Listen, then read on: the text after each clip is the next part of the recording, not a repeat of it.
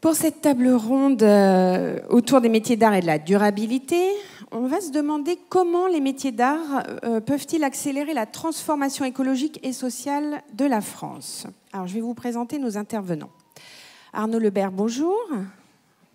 Vous êtes expert en finance et marketing et en 2018, vous reprenez la Maison Rose, la dernière manufacture de soie de la ville de Tours. Et vous êtes également fils d'ébéniste.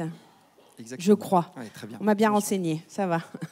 Laurent Boileau, vous avez passé 17 ans chez Guerlain, d'abord en tant que directeur marketing, puis comme président. Vous êtes aujourd'hui président des Cognacs Annecy, maison du groupe LVMH. Et depuis juin 2022, vous présidez également le comité Colbert. Bonjour.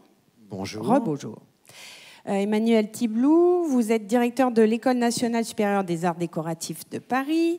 Auparavant, vous avez été directeur, entre autres, de l'Institut français de Bilbao, de l'École supérieure d'art et de design de Saint-Étienne et de l'École nationale supérieure des beaux-arts de Lyon. On aime ces écoles. Pascal Morand, bonjour. Vous êtes économiste de formation, vous êtes professeur émérite à ESCP Business School, membre de l'Académie des technologies et depuis 2016, vous êtes président exécutif de la Fédération de la haute couture et de la mode. Est-ce que c'est bon pour tout le monde, vos micros, tout va bien? Voilà. Alors, pour commencer, je vous propose de cartographier rapidement les enjeux auxquels font face les métiers d'art quand on parle de durabilité. Pour le dire simplement, la notion de durabilité, ça englobe un cercle vertueux qui va du sourcing des matières premières, très important, à la conception, au processus de fabrication, en passant par la durée de vie et enfin la capacité de recyclabilité. Pascal Morand, y a-t-il, selon vous, un consensus autour de cette notion de durabilité ? Je pense que la question de la durabilité est un enjeu fondamental. Il y a beaucoup d'exemples et d'initiatives qu'on pourra reprendre et qu'on pourra citer. Mais je voudrais peut-être souligner un point, peut-être déjà, qui est la question de la mesure de la durabilité. Et je pense que c'est un sujet très important pour les métiers d'art.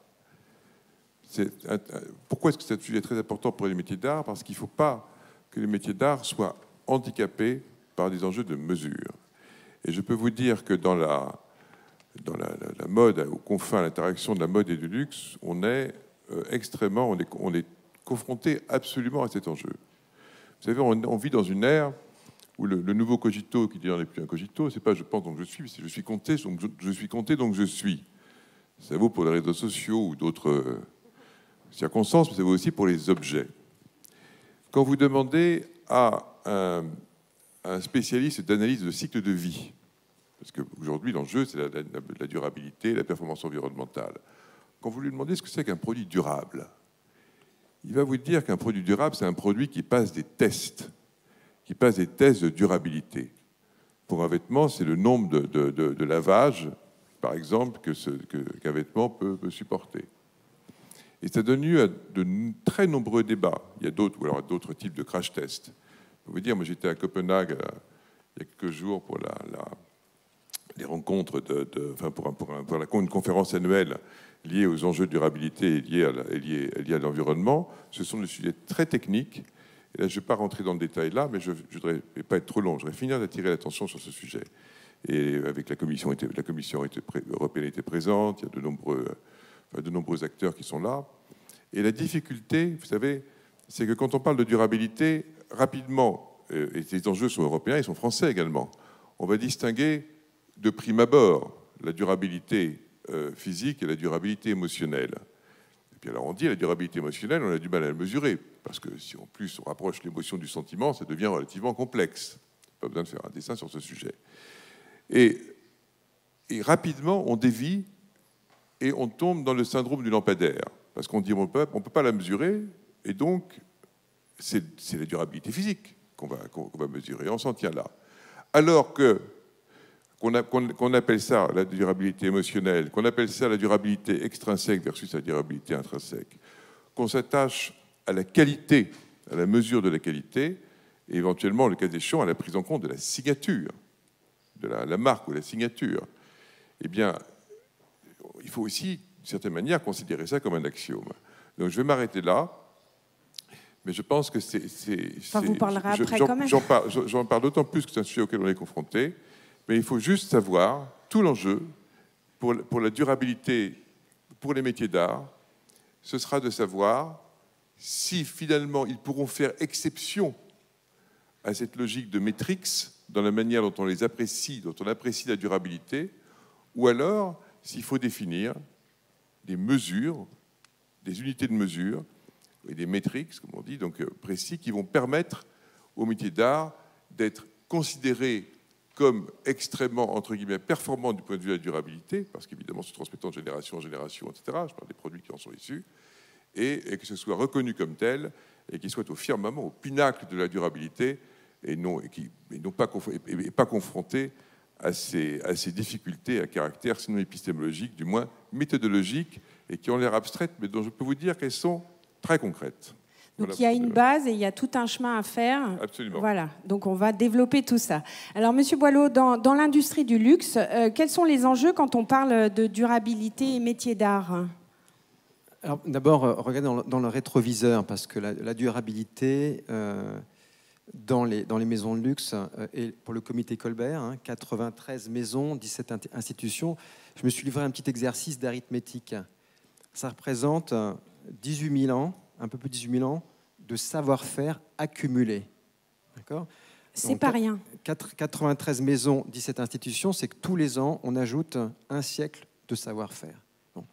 Première chose. La deuxième, c'est que il y a une mission qui est commune à tout le monde. Sur le terrain, souvent, ces maisons, elles sont en compétition.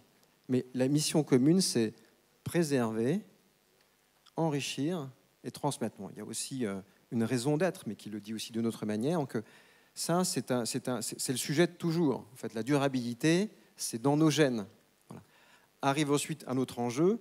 C'est l'enjeu, et c'est vraiment la table ronde aujourd'hui, la transition écologique, la circularité, la rareté.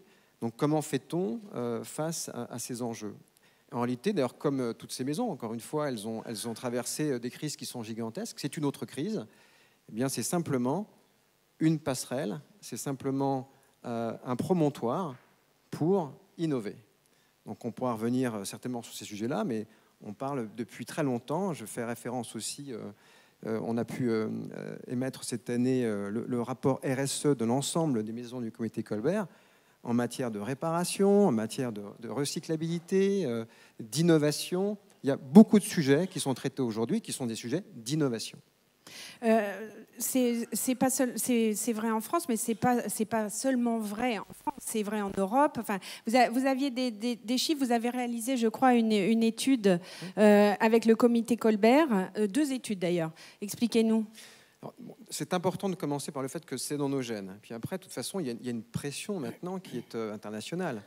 Donc, les attentes en matière de consommation de biens de luxe sont en train de changer. Donc oui, nous avons fait 2 études, une étude IFOP et une étude BCG, et qui posent certaines questions sur est-ce que notre clientèle mondiale s'intéresse à ce sujet-là. Donc ce sont des faits, 80% des personnes interrogées en France, 83% aux États-Unis me semble-t-il, et 90% en Chine, 93% en Chine disent... Ça c'est dingue. Disent, et en Chine, je vais revenir à la Chine, oui, les maisons de luxe doivent être en fait des moteurs du sujet de la durabilité. Et pour revenir à la Chine, parce que certains ne pourraient pas y croire, mais pour 90%, ça rentre dans leur choix d'achat. Donc c'est aussi beaucoup une question d'éducation et de culture. C'est une réalité. Donc on met ensemble le gène, on dirait entre guillemets la pression de nos clients, et ça nous pousse encore davantage vers la créativité de manière différente. Emmanuel Tiblou, du côté de l'enseignement, la durabilité, c'est une notion incontournable, j'imagine. Aujourd'hui, on ne peut pas enseigner sans ça, enfin, surtout dans les métiers de la création. Et en quoi consiste le plan d'action de l'ENSAD intitulé « Pour une école de la transition écologique » ? La durabilité, c'est en effet un enjeu central pour toute école quelle qu'elle soit, que ce soit une école primaire ou une école supérieure. Et du reste, les premiers intervenants ne s'y sont pas trompés, puisque monsieur le vice-président du Conseil général, aussi bien que le ministre Bruno Le Maire, vous avez presque naturellement fait référence aux enjeux de transmission et de formation. C'est la mission de toute école, quelle qu'elle soit, quel que soit son niveau, quelle que soit sa spécialité.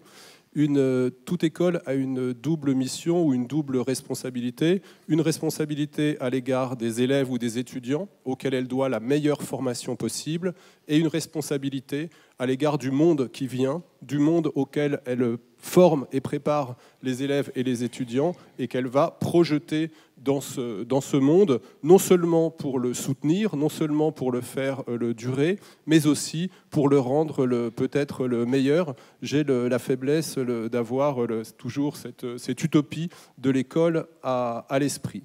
Cette responsabilité, elle pèse d'autant plus sur une école comme celle que j'ai l'honneur et la chance de diriger, qui est l'école des arts décoratifs, parce que les arts décoratifs, historiquement, ce sont les arts de la maison, ce sont les arts de l'habiter. Aujourd'hui, notre maison, c'est la terre. Aujourd'hui, la question de l'habiter, elle se pose à l'échelle terrestre. C'est pourquoi je soutiens que les arts décoratifs sont les arts écologiques de notre temps. Les arts décoratifs ne sont pas derrière, ils sont devant nous. Et c'est fort de ces deux points de vue, de cette double position, à savoir la mission qui incombe à toute école et d'autre part celle qui échoit spécifiquement à l'école des arts décoratifs, qu'il m'a semblé absolument nécessaire, en prenant la direction de cette école, c'était en 2018, de mettre en place au plus vite, c'est-à-dire dès 2019, un plan que nous avons d'abord appelé un plan de transition écologique. Celui-ci reposait sur 3 volets. Un premier volet, formation et recherche. Comment infuser dans tous les programmes de formation et dans tous les programmes de recherche, l'école des arts décoratifs, c'est 800 étudiants, des licences, des masters, des doctorats. Comment infuser ces questions ?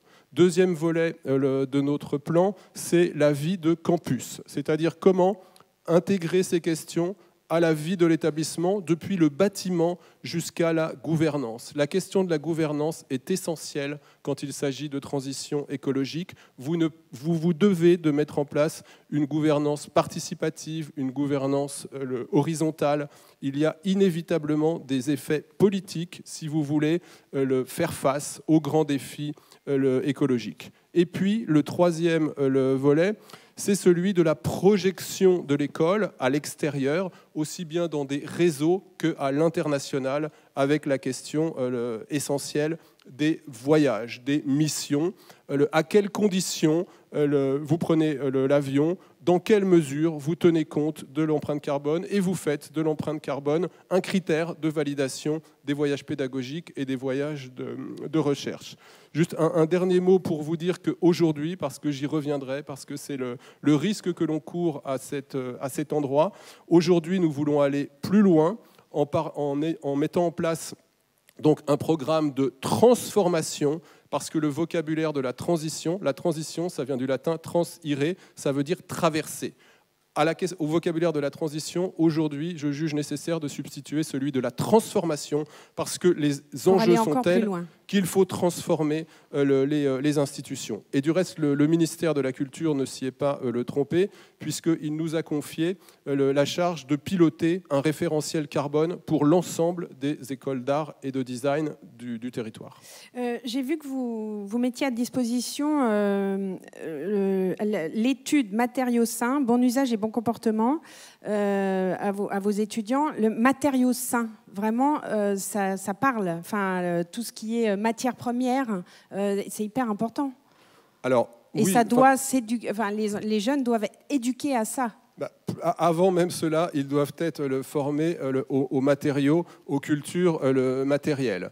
Tout l'enseignement en France tend à valoriser, disons, les cultures intellectuelles sur les cultures pratiques. Dans les écoles d'art, on va valoriser et de design les cultures pratiques, les cultures sensibles, mais tout cela se fait au prisme des cultures visuelles.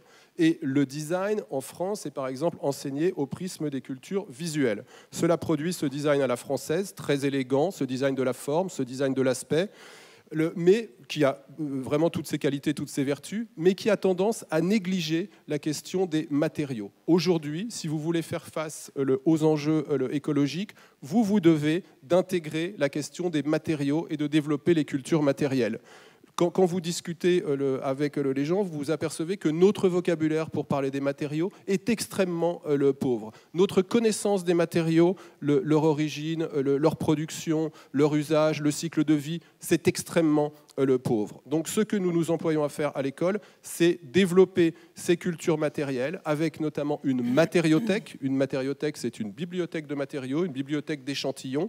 Et nous pilotons également la création à l'échelle du grand campus dont nous reparlerons, le campus mode, métiers d'art et design, une grande matériothèque qui sera à disposition de toutes les écoles de design, de métiers d'art, de mode parisiennes, et qui pourront, comme cela, se doter d'une nécessaire culture des matériaux pour faire face aux défis de notre temps. L'un des enjeux majeurs des métiers d'art, c'est de trouver sa place entre massification de la production et raréfaction des ressources. Arnaud Lebert, je me tourne du coup vers vous, parce qu'en 2018, quand vous reprenez la Maison Rose, l'entreprise est en liquidation judiciaire, et vous aviez déjà en tête la notion de développement durable pour cette reprise, parce qu'il y a une histoire de matériaux avec cette maison. Oui, alors humblement, matières premières. Humblement, déjà, on est une toute petite entreprise. On fait. Oui, mais vous avez des grandes idées. On va essayer. Non, en fait, lorsque je reprends l'entreprise qui est en effet en liquidation, je ne reprends pas cette entreprise pour. Je ne cherche pas à la reprendre. Je la contacte pour essayer de tisser de la fibre de tomate. Donc rien à voir avec la soie, mais en effet soucieux du sourcing sur lequel on s'appuie et de pouvoir utiliser de nouveaux matériaux. Et là, en l'occurrence, c'était la tomate, puisqu'on jette beaucoup de tomates, il y a beaucoup de déchets dans la production. Donc l'intérêt de se préoccuper du sourcing sur lequel on s'appuie. Et puis assez rapidement, j'ai été confronté à cette situation de mise en liquidation. J'ai repris l'entreprise en 2018 qui faisait 500 000 euros de chiffre d'affaires avec 12 salariés. Et un an après, on faisait 1 million de chiffre d'affaires. Donc c'est pas non plus l'extase totale, mais on est aussi dans la durabilité puisqu'on a 363 ans. Donc peut-être qu'un jour, on rentrera dans le comité Colbert. C'est une petite... voilà, j'essaie. Et voilà. Sur une ambiguïté, on ne sait jamais. Voilà. Vous m'aviez dit que vous feriez le clown, je confirme. Oui. Et en effet, de découvrir que le sourcing sur lequel on s'appuyait était la soie et que on l'achète en Chine. Et donc, en fait, ma préoccupation aujourd'hui a été de se dire comment on s'appuie sur un sourcing français, puisque initialement, la soie n'était pas à Lyon, mais plutôt à Tours. Voilà, pour ceux qui sont lyonnais, je suis désolé de vous l'apprendre. Mais c'est en effet important de relancer la filière. Et j'ai découvert qu'en 90 ans avant la famille Rose, il y avait un homme qui s'appelait Mathurin, qui était marchand d'arbres, donc 1571, et en fait il s'appelait Mathurin Lebert. Donc je considère que c'est mon ancêtre qui a relancé la filière en Val-de-Loire, et donc en fait aujourd'hui c'est préserver la diversité variétale de Morus alba et de relancer la filière de la soie en Val-de-Loire pour avoir un sourcing sur lequel on va s'appuyer avec une notion de particularité de cette soie, puisqu'on travaille avec un certain nombre de chercheurs agricoles, notamment AgroParisTech, l'École des Mines, l'ENSAD, sur un certain nombre de travaux qui amèneraient à créer une IGP, une indication géographique protégée sur une soie avec des propriétés particulières. Et jusqu'au bout de la filière, mon engagement dans Rose a été de se préoccuper des déchets que l'on générait. Alors, là aussi, humblement, de notre côté, on appelait ça l'oubliéthèque, qui est en fait une matériothèque des oubliés des métiers d'art, et de se dire qu'on devait identifier chacun de ces rebuts générés pour identifier les propriétés et de savoir ce que l'on pouvait en faire pour les valoriser. J'ai quand même le sentiment, enfin, au vu de mes rencontres sur le terrain, notamment de jeunes, qui vont chercher un petit peu, qui grattent dans ces matériaux ou oubliés ou qui ne sont pas là, et même eux font des expériences. Vous confirmez ça ? Il y a quand même beaucoup d'idées. Et je dis toujours, faut avoir confiance en eux et vous les accompagnez. Mais je veux dire, notamment, comment vous faites pour les accompagner sur le juste matériau? C'est-à-dire que, on va se dire, c'est plus facile avec du plastique, mais non. Et j'ai l'impression que d'eux-mêmes, ils vont vers autre chose. Quand on est dans une école, donc ça fait 18 ans ou 19 ans, je ne sais plus, que je dirige des écoles d'art et design, et j'ai beaucoup plus appris en position de directeur d'école finalement qu'en position d'élève dans mes études précédentes, dans le sens où quand vous êtes dans une école, vous avez la chance d'être exposé à la jeunesse, aux jeunes générations, dans la mesure où nous pouvons considérer que nous vivons un moment de rupture. Cette rupture, ça prend la forme aussi d'une rupture générationnelle, avec des effets qui sont parfois assez difficiles à gérer, mais aussi il y a quelque chose là de très fructueux. Et ce sont pour beaucoup les étudiants qui sont extrêmement soucieux du bon usage. Vous savez que dans les écoles d'art a été mise en place, c'était dans l'école que je dirigeais à Lyon, aux Beaux-Arts de Lyon, c'est de là qu'est parti un mouvement qui a été celui des récupérathèques, c'est-à-dire que ce sont les étudiants, c'est un étudiant qui était un designer, Olivier Milis, qui passait son diplôme en design aux Beaux-Arts de Lyon il y a peut-être une petite dizaine d'années, et son diplôme c'était créer une récupérathèque, c'est-à-dire une recyclerie ou une ressourcerie pour les écoles d'art. Une école d'art, c'est un lieu où vous avez énormément de matériaux qui arrivent. Ces matériaux sont transformés pour produire des projets d'étudiants qui vont donner lieu à des diplômes, etc. Et voilà, donc ce sont les étudiants qui ont eu les premiers cette initiative. Et je crois qu'aujourd'hui, il faut que les écoles se donnent aussi les moyens de se réinventer, de réinventer leur pédagogie en tenant le plus grand compte de ce point de vue, de cette parole, de l'intelligence en fait de cette jeunesse qui arrive, qui je crois est plus désespérée que la jeunesse occidentale ou en tout cas française ne l'a jamais été ou ne l'a été depuis longtemps, je vous le dis d'expérience, mais qui depuis le fond de ce désespoir, avec l'espèce d'urgence qu'appelle le désespoir, nous expose et nous oblige à inventer des solutions et notamment à veiller à être aussi rigoureux, précis, économe, mesuré dans l'usage que nous faisons des matériaux. Alors, Pascal Morand, ça nous met un pont vers l'innovation et ça vous fait aussi réagir par rapport au métier de la mode, au métier d'art lié à la mode, là, ce que vient de dire Emmanuel? Oui, tout à fait. Il y a beaucoup de choses, je prends des exemples peut-être. Il y a beaucoup de choses qui se passent. Sachant que si on parle des métiers d'art à proprement parler, bien sûr, ils jouent un rôle tout à fait important par rapport à la haute couture, commencer par les brodeurs, les plumassiers et d'autres métiers. Et en ce qui concerne, et puis pour toutes les maisons membres de la fédération dans leurs différents métiers, maroquinerie, bijouterie, joaillerie, bien évidemment, quand on parle du vêtement, soit de la couture, soit du prêt-à-porter de création, il y a également des métiers d'art. Formellement, il y en a trois. Il y a couturier flou, tailleur et modéliste. Alors on en parle moins parce qu'il y a d'autres, c'est un autre vocabulaire. Enfin, en tout cas, on a un très haut niveau de savoir-faire et une recherche permanente de qualité. Mais ce qui est clair, c'est que cette aspiration à la durabilité qui est inhérente de toute façon à la haute qualité, cette aspiration à la durabilité, elle est permanente. Et dans son lien aussi avec l'environnement, elle est notamment particulièrement forte chez les jeunes designers. Je vais prendre trois exemples. Le premier, c'est sur la question de l'upcycling. On dit surcyclage, mais enfin, l'upcycling est plus fréquemment utilisé. Alors, et beaucoup de choses se font. Exemple, parmi les jeunes marques qui font de plus en plus parler d'elles, Marine Serre travaille dans une perspective d'économie circulaire à partir de stock, de dead stock, comme on dit, de stock de tissus. LVMH a initié un showroom qui s'appelle Nona Source, qui met à la disposition, à des conditions très favorables, les surplus textiles, donc des jeunes designers. Donc c'est très largement utilisé. Et donc cette notion d'économie circulaire est très importante. Encore un autre exemple d'upcycling, c'est une association qui s'appelle Renaissance, et qui fait à la fois de l'upcycling, de l'insertion sociale et également de la formation. Je vais très vite sur les deux autres, outre l'aspect surcyclage ou upcycling, en matière de teinture.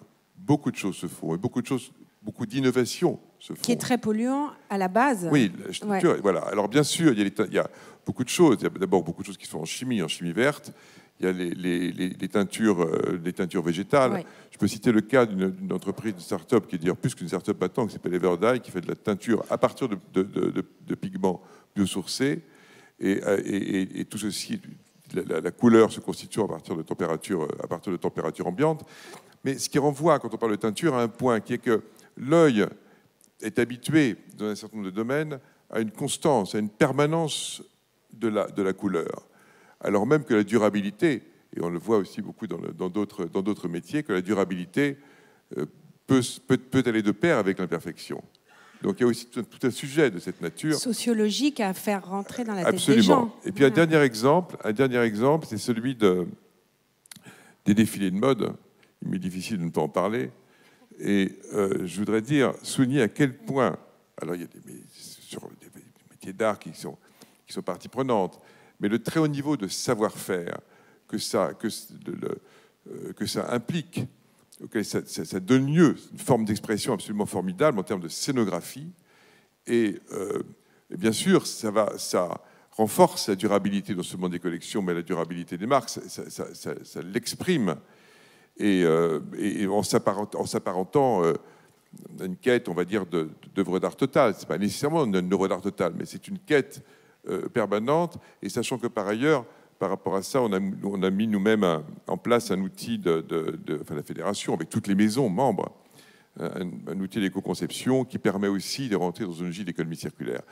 Peut-être pour faire le lien entre ma précédente intervention, tout ça, à un moment, ça va donner lieu, quand on parle de produits, ça va donner lieu à des labels, à des étiquettes, à de l'étiquetage en tout cas, et plus tard et assez rapidement à une expression immatérielle à travers un passeport digital. Et je pense que c'est un point très important, sans revenir sur ce que j'ai dit, mais sur la manière de transcrire la qualité, de transcrire la durabilité. Emmanuel, tu parlais de la connaissance des matériaux, donc les enjeux de traçabilité, d'expression. Il y a toute une perspective presque sémantique et pédagogique, et qui devra aussi être, s'inscrire non pas en faux, mais être parfaitement compatible avec la valorisation de la qualité, du lien entre la qualité et de la durabilité, telle qu'elle doit être comprise, telle qu'elle nous paraît absolument naturelle, mais telle qu'elle doit paraître naturelle à tous. Et du coup, vous, au niveau de la fédération, c'est une réflexion globale, enfin, je veux dire, c'est vraiment acté, ça, durabilité, enfin, il y a des points concrets. Je pourrais dire ce que vous avez dit à propos des métiers d'art, c'est-à-dire que le principe même des marques de création et de luxe, c'est de s'inscrire dans une perspective de durabilité, parce que c'est la très haute qualité des matières, et puis également avec une signature en harmonie, enfin des marques, des designers, un travail de designer, une marque, et voilà, une communauté autour des designers et des marques qui donne lieu à une forme d'osmose entre le matériel et l'immatériel. Mais c'est vrai que c'est de plus en plus présent, parce que l'urgence écologique et l'impératif est de plus présent pour nous tous, et qu'on a ce souci effectivement permanent d'innovation. Je dirais que c'est à la fois une constance historique et une obsession légitime. Alors, Laurent Boileau, sur la notion de... Si on continue, upcycling, réparabilité, chez NC, vous travaillez, je crois, à l'allongement de la durée de vie des barriques. C'est ça ? Et d'autres choses, j'imagine. Mais je veux dire, en petit exemple concret. C'est un petit exemple concret. Enfin, un gros exemple concret, quand même, des exemples aussi des autres maisons du comité Colbert. Mais oui, vous savez, nous, en fait, il n'y a pas de cognac sans le chêne. Donc, nous, on achète 30 000 chênes par an. Il y a à peu près 3 barriques dans un chêne. Vous voyez, donc, ce qui est important pour nous, c'est de se dire comment fait-on aussi attention à la durabilité des forêts. Donc, on est passé de 30 ans en moyenne pour une barrique à 50 ans. Voilà. Et pour faire ça, on les répare. Donc, ce sont des métiers aussi des tonneliers qui étaient des fabricants et qui ont aussi appris de plus en plus le geste de la réparation. Mais la réparation, c'est un sujet aussi de beaucoup d'autres maisons du côté Colbert. Il me semble d'ailleurs que c'est une des maximes de la maison Hermès. Hein. Quand on parlait du sujet du luxe, c'était le luxe, c'est quoi? Je pense que c'était Monsieur Dumas, c'est ce qui se répare, Jean-Louis Dumas. Voilà. C'est une chose en fait qui est déjà présente, mais c'est une chose qui est urgente, et donc on partage ça avec d'autres maisons. Emmanuel, pardon, le recyclage, la notion de recyclage, réemploi, je crois que c'est au centre d'un programme aussi dans l'école. Alors, c'est au centre, surtout là, cette fois, je vais enlever ma casquette de l'école pour vous parler un peu du campus, qui est le campus, le métier d'art, le mode, métier d'art et design, qui est un campus donc, dont l'école est l'établissement le porteur et que j'ai l'honneur de diriger aux côtés d'Héloïse Leboucher, qui est la directrice opérationnelle. Ce campus, il vise à fédérer tous les établissements, depuis les filières professionnelles jusqu'à l'enseignement supérieur et de la recherche, des métiers d'art, de la mode et du design sur les académies de Paris et de Créteil. Dans le cadre de ce campus, nous avons répondu à l'AMI, l'appel à manifestation d'intérêt, CMA, compétences et métiers d'avenir, sur les ICC, industrie culturelle et créative, au titre du PIA 4, le programme investissement d'avenir. Ça, vous l'avez dit, hein, dis donc. Et donc, nous avons répondu à cet appel à projet par un programme qui s'appelle le Ressources, alors qui n'est pas seulement l'acronyme de savoir-faire, outils, réemploi et circularité d'excellence, mais qui est vraiment une pensée de la ressource. Qu'est-ce que c'est que la ressource? C'est la nouvelle source. C'est de nouveau la source. Le mot ressource, c'est le même mot que résurgence. C'est ce qui offre la possibilité d'une relève. Et nous avons créé ce programme pour répondre à 3 enjeux très très forts, 3 grandes transitions. La transition démographique, c'est-à-dire le fait qu'il y a toute une série de savoir-faire d'excellence qui ont non seulement des enjeux, un poids économique, comme l'a rappelé Bruno Le Maire, mais aussi une dimension culturelle extrêmement forte. Tous ces savoir-faire, ils vont se perdre si nous ne mettons pas en place un dispositif de transmission. C'est à cette nécessaire transition démographique que nous répondons par la création d'un conservatoire des gestes et des savoir-faire d'excellence qui vise à enregistrer, numériser, transmettre ces savoir-faire. Vous êtes toujours dans durabilité, là ? Ah bah oui, dans la mesure où ces savoir-faire, c'est ce qu'on ne cesse de dire, et nous pourrons tous aussi le développer, que les métiers d'art, ces savoir-faire d'excellence, contribuent par les valeurs, les processus, l'appel au temps long, le souci de la matière, le souci du matériau, les cycles courts, etc. Ils contribuent non seulement à rendre notre économie concurrentielle, mais aussi à la rendre plus vertueuse, puisque, comme cela a été rappelé, le luxe, c'est ce qui se répare. La deuxième transition, c'est la transition précisément écologique, j'y viens, et l'enjeu, il est pour nous de développer partout des programmes de formation à l'économie circulaire, au réemploi et au surcyclage. Et sur ce sujet, je voudrais juste vous dire qu'il me semble aussi nécessaire, comme toujours sur ces questions, d'aller le plus loin. C'est-à-dire que le réemploi, c'est bien, le surcyclage, c'est bien, mais à un moment, il faut aussi repenser complètement les logiques de production, les logiques de consommation. Il faut, par exemple, opposer, comme nous le faisons avec une designer dont nous parlions tout à l'heure, Lou Ramage, une designer textile, qui travaille, par exemple, sur la question de l'usure. Comment opposer, comment répondre à tous les programmes, à l'obsolescence programmée par en fait une culture de l'usure. Comment faire de l'usure, par exemple, un facteur d'attachement à nos objets. Nous avons tous un vieux jean, une vieille paire de baskets à laquelle ou auquel nous sommes particulièrement attachés. Et on voit que l'usure, ça n'est pas forcément vécu comme une forme de dégradation, d'altération, de vieillissement, mais c'est aussi en fait la création d'un rapport affectif à un produit. Et ce genre de solutions qui sont précisément aussi des solutions de design, dans le sens où elles s'attachent à être mises en œuvre dès la conception, en relation étroite avec les métiers d'art, il me semble que c'est aussi des voies qu'il convient d'explorer. Carrément.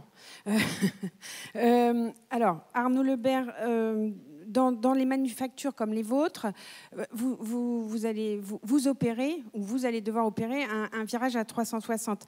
Vous vous renseignez obligatoirement, non, j'imagine. Tout ça est à prendre en compte, ce qui fait qu'il faut être hyper ouvert. Il faut regarder, il faut se demander comment, le coup d'après, comment on fait. Alors Emmanuel vient de tout dire malheureusement. Bah oui, je sais. L'ouramage est intégré chez Rose dans une démarche de se préoccuper en effet des teintures que l'on utilise. Et en effet, en réaction à ce que vous disiez tout à l'heure, c'est un souci pour nous qui tissons des étoffes d'ameublement. Et cette démarche avec Lou a été d'intégrer cette doctorante chez Rose pour réfléchir à la façon dont on pouvait, utiliser des teintures naturelles, plutôt d'origine végétale. On a été un tout petit peu plus loin, puisqu'en fait, les teintures naturelles d'origine végétale sont pour nous issues de déchets alimentaires. C'est-à-dire que planter, arroser des plantes pour en faire des couleurs, ça paraît un peu original. Donc on est soucieux de cette démarche-là, de se préoccuper de la transformation des déchets alimentaires en pigments de couleur et de les intégrer dans nos réflexions pour nos tissus. Et en effet, avec Lou, d'intégrer cette démarche d'acceptabilité et de rendre, si on le prévoit très tôt, et de travailler sur un nuancier qui nous permettrait de définir le vieillissement de la couleur au fil du temps, ce qui nous paraît essentiel, et de même réfléchir au fait de potentiellement faire apparaître un autre motif sous cette couleur qui pourrait disparaître ou se transformer. Donc c'est un élément essentiel pour nous d'anticipation, d'innovation. D'anticiper, malgré le fait que l'on soit une toute petite structure. Mais en effet, c'est la façon, selon moi, d'être associé à la recherche et de pouvoir survivre. C'est-à-dire que si on n'est pas dans cette démarche-là, je pense que Rose connaîtra une nouvelle liquidation. Et donc, en effet, innover dans cette démarche-là, c'est essentiel et c'est une survie pour nous. Monsieur Boileau, vous faites le parallèle entre la transmission des savoir-faire et la responsabilité écologique de chacun. Pour exemple, encore chez vous, dans Maison Hennecy, votre maître assembleur René Fillou, qui est la 8e génération. Il faut cette transmission dans les maisons du luxe. C'est important. C'est ça aussi. C'est une notion de durabilité, ça. C'est l'instinct de survie déjà pour commencer, parce qu'on peut parler d'abord de la planète. Il faut d'abord parler des entreprises, en fait. Vous savez, on commence toujours de manière un petit peu égoïste, et puis après on se rend compte qu'on peut faire aussi un acte généreux. Moi, je voudrais aussi peut-être aussi vous profiter de l'instant pour parce que c'est important. Les maisons ont beaucoup travaillé sur cette raison d'être. Et il y a beaucoup de choses, il y a beaucoup de mots qui sont importants. Donc je voudrais la citer, cette raison d'être. Et puis je reviens à votre question. Promouvoir passionnément, développer durablement, transmettre patiemment le savoir-faire et la création française pour insuffler du rêve. Oui, tout est là. Donc vous faites allusion aussi ensuite à la transmission chez Hennecy. Enfin, c'est essentiel. On est des passeurs. Mais ce qui est important dans notre conversation aujourd'hui, vous voyez bien en fait la correspondance entre le savoir-faire et la création. En fait, c'est métier d'art, oui, mais métier d'art en correspondance avec la création. Et finalement, d'ailleurs, je fais un peu, pas pivoter, mais recentrer aussi nos débats. Enfin, ça a déjà été bien expliqué, c'est qu'on est simplement en train de se donner des contraintes supplémentaires qui nous emmène vers autre chose, mais qui est tout aussi beau. De toute façon, c'est une quête très spirituelle, notre sujet. D'ailleurs, dans le luxe, vous avez le socle qui est celui de la culture. Vous avez ensuite cette main intelligente, qui est une main qui a appris depuis des siècles. Puis après, ça ne suffit pas. Il faut en fait la tête qui invente. Et puis dans tout cela, le temps long est celui de la transmission. Donc, écho aussi à ce qu'a dit aussi monsieur tout à l'heure, c'est que la ressource, c'est bien aussi de retrouver toujours les étymologies. Donc, nous aussi, on y contribue au comité Colbert parce qu'on se sert de tout. Et c'est vrai que l'IA est au service de l'IA. L'intelligence artificielle. L'IA, intelligence artificielle, au service de l'intelligence artisanale. Donc, ce qui est formidable, quand vous évoquez cette notion du conservatoire des métiers et des gestes, de penser qu'aujourd'hui, grâce à la technologie, on peut les numériser à la robotique. Puis demain, ils vont être retranscrits, en réalité. ils vont être retranscrits et ils vont être transmis. Voilà. C'est un sujet fondamental parce que c'est d'ailleurs dans certaines cultures, bon, c'est pas forcément en France, mais dans des cultures, on peut perdre en fait ces savoir-faire. Vous avez dans certains musées des objets qui sont extraordinaires, qui ont été façonnés par les femmes et par les hommes, mais qu'on ne saurait pas reproduire parce qu'ils n'ont pas été transmis ces savoir-faire. Donc c'est une obligation de tous les jours, c'est la responsabilité. Souvent, enfin, si vous disiez, les jeunes sont très préoccupés par, enfin nous aussi, très préoccupés par l'avenir. Ils ont parfois le cafard, mais il y a des solutions. En fait, ce qu'il faut se dire, c'est ça, c'est que vous mettez ça en œuvre dans le monde du luxe, dans le monde de la mode, dans l'enseignement, dans les petites entreprises. Voilà, c'est une vraie responsabilité et il y a des vraies réflexions qui vont sortir de tout ça. Vous parliez de l'intelligence artificielle, donc de ne pas opposer la main au futur, enfin à l'évolution du futur. Pascal Morand, au moins je peux dire une chose, c'est que la main ne sera jamais remplacée par l'intelligence artificielle. Mais elle peut s'en servir. Non, mais tout ça nourrit des peurs, en fait. Et c'est là où l'information est importante. C'est là où, effectivement, il faut donner il faut dire que on étudie tout ça, on regarde tout ça, il se passe des choses et ça fait avancer les choses, et notamment aussi à l'école. Alors, Pascal, au tout début, vous parliez de notions... la durabilité intrinsèque et extrinsèque et votre vision, la vision holistique de la durabilité. Est-ce que vous pourriez nous expliquer ça? Oui, peut-être d'abord rappeler une chose sur l'intelligence de la main, c'est que tout le monde est bien conscient du fait que les métiers d'art ou les métiers liés à la main dans la mode, c'est beaucoup plus complexe que l'aéronautique. Beaucoup plus complexe que l'aéronautique ou des métiers de cette nature. Oui. Pour une raison extrêmement, en robotique en particulier. Parce que en robotique, on peut reproduire très très bien le mouvement du bras et d'une main plus ou moins si mobile. Mais le mouvement des doigts, a fortiori sur des matériaux souples, le mouvement des doigts, on est très loin d'y être parvenu. Et donc c'est pour ça qu'il y a comme Laurent l'a dit, il y a une harmonie entre on va dire, pour prendre les termes souvent utilisés, entre la low-tech, donc l'intelligence de la main, la mid-tech et la high-tech, avec l'intelligence artificielle, etc.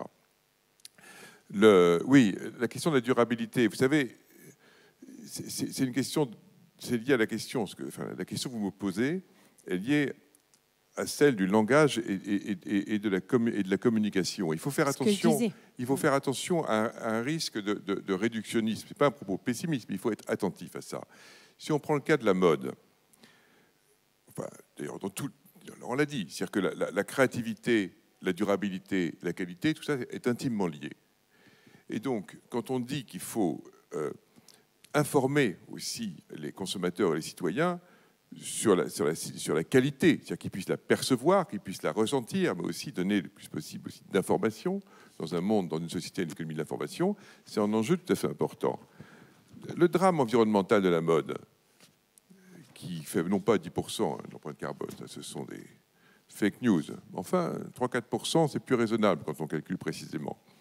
C'est un sujet de volume absolument démesuré. Alors tout le monde doit pouvoir s'habiller très bien, donc c'est pas un sujet et c'est sûr que tout le monde ne peut pas avoir accès au luxe, qui va représenter peut-être 10% des marchés et à peu près 1/1000 des volumes. Mais tout le monde peut avoir accès à la qualité, et le luxe a une valeur d'exemplarité. Parce que c'est toujours la question je reviens sur la création, la qualité et la durabilité. Donc, dans ces évaluations, c'est très important que les consommateurs et les citoyens puissent avoir tous les éléments qui leur permettent de choisir la qualité en connaissance de cause, sachant qu'aujourd'hui, il y a certains signaux qui sont au rouge. Vous savez, selon les estimations, le nombre de vêtements produits chaque année dans le monde, c'est d'ordre de 100 milliards à 150 milliards.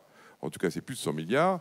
Et quand on regarde l'évolution de la production de fibres, on voit qu'on a une augmentation tendancielle qui va pas dans une bonne direction. Donc tout ce qui peut constituer une exemplarité, et avec le plus possible de mesures, de dimensions techniques sur lesquelles on peut travailler, va dans le bon sens. Qualité et durabilité, et non pas quantité stricte. et avec une durée de vie extrêmement faible, y compris pour des produits qui peuvent être en apparence extrêmement résistants et très très bien notés selon des critères de durabilité exclusivement physiques. Oui, bonjour. Je voulais simplement dire que souvent, les métiers d'art, dans leur laboratoire, souvent dans leurs tout petits ateliers, font preuve d'une innovation extraordinaire. Et comme ce sont des jeunes qui sont tout à fait conscients d'enjeux de notre société, ils vont dans le sens de la durabilité, c'est-à-dire qu'ils recherchent beaucoup. Et je trouve très intéressant que souvent, ils se posent des questions sur les matières, y compris quand ils étudient le design. Et je pense vraiment qu'ils s'interrogent beaucoup là-dessus. Le seul problème après, c'est que quand ils commencent à trouver, évidemment, il faut quelquefois qu'ils passent le palier de l'innovation et presque de la recherche. Et là, ils sont un peu tout seuls. Et ils ont beaucoup de mal à accéder à des moyens de financement, même modestes, dans les entreprises. Et les entreprises ne jouent pas beaucoup le jeu du risque. Beaucoup d'entreprises leur demandent « mais qu'est-ce que je vais faire avec votre innovation ?» Or, l'innovation, c'est un risque par définition. Donc, on peut innover dans l'innovation, si j'ose dire, sans trouver, mais on peut quand même beaucoup aussi trouver. Et en ce moment, on a besoin de chercher pour peut-être avoir des chances de trouver. Donc, je voulais savoir comment vous répondez à ce problème qui se pose vraiment de manière précise pour un grand nombre de jeunes artisans d'art qui sont extrêmement talentueux, malheureusement. Manuel ? Juste à l'école des arts décoratifs, on s'attache précisément à y répondre en organisant la rencontre et l'articulation la plus étroite entre le design et les métiers d'art, c'est-à-dire entre une pensée de la conception et de l'usage et un savoir-faire d'excellence. Et cela, nous le mettons à l'œuvre à l'école, mais aussi dans un programme dont je voudrais dire deux mots, parce que nous l'avons implanté en Dordogne, dans une sous-préfecture de la Dordogne qui s'appelle Nontron, mais nous aurions pu tout aussi bien l'implanter ici à Tonnerre.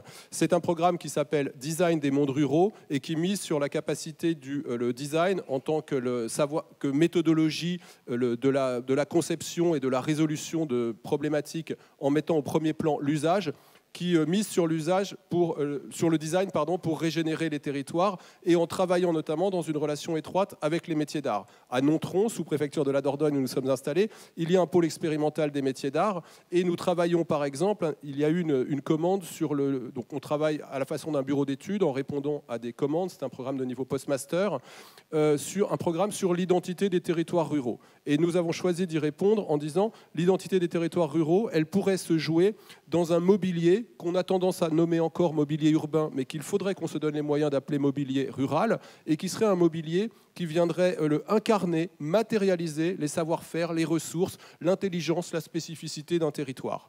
Et c'est comme cela que nous avons travaillé, par exemple en revitalisant complètement un endroit de la ville de Nontron, qui est l'un des endroits les plus beaux, au bord du Bandia, mais le cours d'eau qui traverse Nontron, mais complètement abandonné, avec les métiers d'art locaux, pour produire un mobilier rural qui est à la fois un ponton et une assise. Et des designers ont travaillé avec des artisans et des métiers d'art pour à la fois valoriser le territoire et produire non pas un mobilier urbain standard du type un abribus, mais produire en fait une pièce qui va reconfigurer la vie sociale dans le village. C'est un travail d'équipe alors, parce que oui, vous mettez en avant quand même le design là, dans cette expérience-là. C'est transposable au métier d'art tout simplement enfin, je veux dire, les métiers d'art sont intégrés avec le design, c'est un tout pour vous.